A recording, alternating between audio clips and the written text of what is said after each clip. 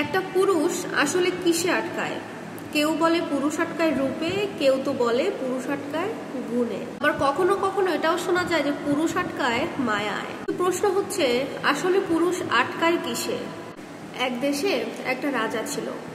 তার এত ধন সম্পত্তি থাকার পরেও তার মনে হতো তার জীবনে ভালোবাসার অনেক অভাব। তার খুব একা একা অনুভব হচ্ছে, আর এই কারণে তিনি অন্য আরেকটা দেশের একটা রাজকন্যাকে বিয়ে করে আনলো। কিন্তু বিয়ে করার পরেও তিনি বুঝতে পারছেন তার জীবনে ভালোবাসার অভাব এখনো রয়ে গেছে। তাই পরবর্তীতে রাজাটা আরো একটা বিয়ে করলো। কিন্তু মজার ব্যাপার, এর পরেও তার মনে হচ্ছে তার জীবনে ভালোবাসার অভাব। তার জীবনের এই ভালোবাসার অভাবটা পূরণ করার জন্য সে একটা দুইটা নয়, সে পর পর 9টা দেশের 9টা রাজকন্যাকে বিয়ে করে। বলতে গেলে তার এখন 9টা বউ। এত বউ থাকার পরেও তার মনে হয় তার জীবনে ভালোবাসার অভাব রয়েছে। এখন রাজাটা তার একটা দাসীর প্রেমে পড়ে গেছে। কিন্তু সাধারণভাবেই একটা সমাজে কিন্তু একটা রাজা যদি দাসীর প্রেমে পড়ে, এটা কেউ স্বাভাবিক দৃষ্টিতে ভালোভাবে চোখে নেবে না, দেখবে না।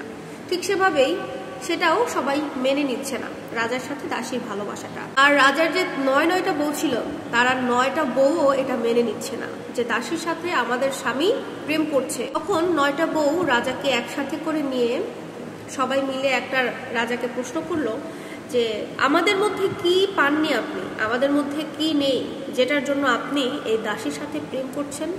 এমন কি ওই দাসীর মধ্যে আপনি পেয়েছেন যেটা আমাদের মধ্যে পাচ্ছেন না? আপনার যদি আরো বউয়ের দরকার হয় তাহলে আপনি অন্য দেশের কোনো একটা রাজার মেয়েকে বিয়ে করেন, দাসীর সাথে কেন এই দাসীকে বিয়ে করবেন? রাজা তখন সবাইকে উত্তরে বললেন, আমার 9টা বউ, 9 দেশের 9 রাজকন্যা আমার বউ, তারপরেও আমি কেন দাসীর সাথে প্রেম করছি, কেন আমি আবার দাসীকে বিয়ে করব, এটা শুধু তোমাদেরকে নয়, পুরো দেশবাসীকে আমি এই বিষয়টা জানাবো। এটার জন্য কালকে আমি একটা বড় অনুষ্ঠানের আয়োজন করছি।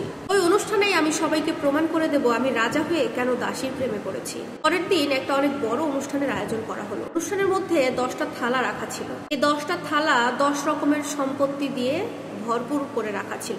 কোনো থালাতে আছে টাকা পয়সা, কোনো থালাতে আছে সোনা, কোনো থালায় আছে রূপা, কোনোটায় আছে ডায়মন্ড। অনেক কিছু মিলিয়েই 10টা থালা এভাবে ভরপুর করে রাখা আছে। এখন রাজা সবার সামনে বলে দিলেন যে এখানে যে 10টা থালা রাখা আছে, আমার 9 জন বউ এবং আমি যাকে ভালোবাসি দাসী, এই 10 জন মিলে যে থালাটা ধরতে পারবে তার সেই সম্পত্তিটা সম্পূর্ণ হয়ে যাবে।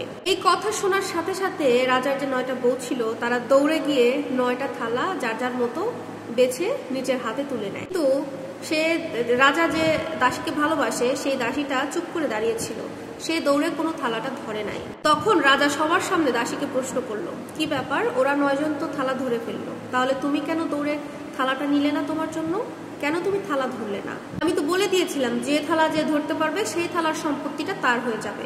তখন দাসী উত্তরে বলল, কে বলছে আমি ধরি নাই? আমি তো আমার সম্পদটাকে ধরেই দাঁড়িয়ে আছি। রাজা মশাই, আপনি ভালো করে তাকায় দেখেন, আপনার জামা আমার হাতে ধরা আছে। আমি আপনার জামা ধরে বসছি, আমার অন্য কোনো ধন সম্পত্তি চাই না, আপনি হলেই চলবে। আমি যদি আপনাকে পাই, এরকম ধন সম্পত্তির আমার কোনো অভাব হবে না। সত্যি কথা বলতে আমি কিছুই চাই না, আমি শুধু আপনাকেই চাই। তাই আপনি বলার পরেও আমি আপনার জামা ধরেই বসে আছি। দাসীর কথা শেষ হওয়ার পরে রাজাটা অট্ট হাসি মেরে সবাইকে বলল, এখন আপনারা নিশ্চয়ই বুঝতে পারছেন আমি কেন আমার 9 বউকে রেখেও এই দাসীর প্রেমে পড়েছি এবং আমার জীবনে 9টা বউ থাকার পরেও কেন ভালোবাসার অভাব ফিল করতাম।